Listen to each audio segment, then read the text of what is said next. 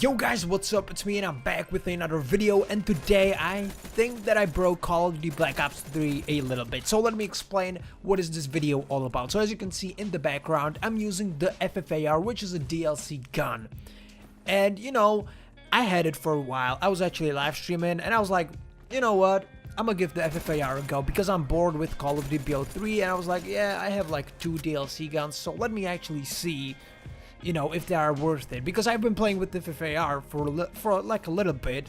I tried different setups, different combinations of attachments, and I was like, bro, like nothing really made the FFAR, I don't want to say decent, but godly basically. So I gave it like another go on the stream, just like out of me being bored.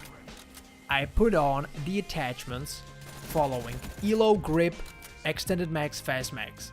You can find the whole class in the description, by the way, so you can copy it if you have the FFAR. But what I think is that this attachment setup and perk setup is going to make pretty much any AR pretty dominant. So I am in testing with this setup on different ARs, but I'm pretty confident that this is actually the way to go.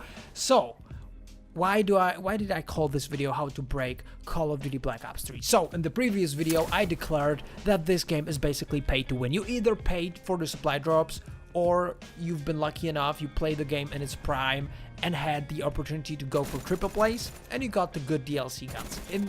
In that case, you pretty much won. You can now basically apply this setup from the description to your favorite DLC weapon, which by the way is probably OP as hell, and you're just going to beam everybody. So yeah, basically GG's. For us, for the people who didn't actually play the game in its prime, for a lot of people I think they just like picked it up when it went free on the PS Store. You know, we have to battle our way through. So I feel like this setup will allow you to have the edge, because like this shit is OP as fuck if you pair it with a DLC weapon. If you don't, I mean, if you put it on a Man of War, it's basically going to be the same effect. So just so we're clear here. So anyways though, let me give you a little bit of a disclaimer with this type of setup, because yeah, I'm using the FFAR. I've been using it for like the past 2 days, and BO3 went to easy mode. Like, it's disgustingly easy, because the FFAR itself, it beams people. And I imagine if you put this on a KVK, as I said before, the Man of War, if you don't have any DLC weapons, it's going to be the same shit over again. So what I want you to do, actually, I know this might sound a little bit weird, but actually I have a point, I think. So the thing is, switch your classes up, like do stuff differently, use different weapons.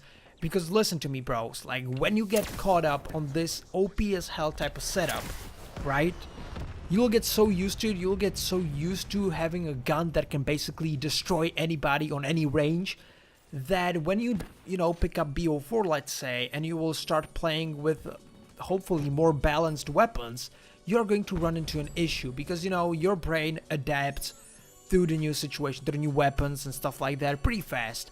And when it adapts to a weapon that basically, you know, you don't have to put much effort. What the I'm stuttering again. I'm sorry, it's kind of late here. But anyways, if your brain adapts to a weapon with which you don't have to like you don't have to focus on it, you don't have to really try to kill people, then when you're actually going to go to a worse weapon, sort of, you're going to have issues with that. So keep that in mind.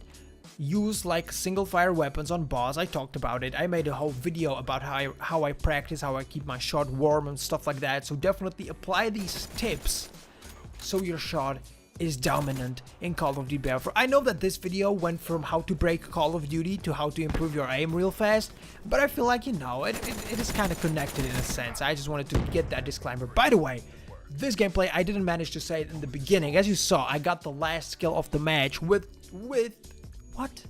the FFAR, obviously, which, that's what I was about to say, was the last kill for my nuke. So this was a pretty clutch, nuclear, obviously flawless solo, you know the game. So that has been everything from me for today. If you are interested in more Call of Duty pop stomping videos such as this one, definitely click on one of the 2 that will pop up in the outro.